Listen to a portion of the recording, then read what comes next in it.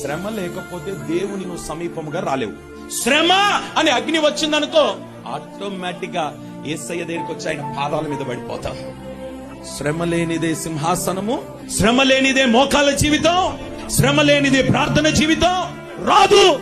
కొన్ని నిన్ను శ్రమలో ఆయన్నే పెడతాడు. ఎందుకు పెడతాడనంటే నువ్వు కాస్త దూరంగా ఉన్నావు, ఆయనకు దగ్గర తీసుకొని రావడానికి అడ్డుగా ఏమున్నాయో వాటిని ఆయన తొలగించి నిన్ను దగ్గరికి తీసుకొచ్చుకుంటాడు. ఒంటరి వానిగా చేసేస్తాడు.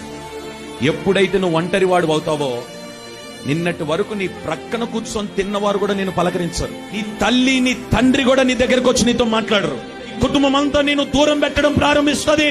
ఎందుకొరకో తెలుసా? ఆ ఒంటరితనములో నేను దేవునితో మాట్లాడాలని. నువ్వు ఒంటరిగా ఉన్నప్పుడే నీ కుడి చేయి పట్టుకొని నీకు సహాయము చేస్తాడు. నిన్ను శ్రమ పెడుతున్నాడు అని అంటే నువ్వు సంతోషించాలి. ఎందుకో తెలుసా? ఈ శ్రమ నాకు మేలాయను.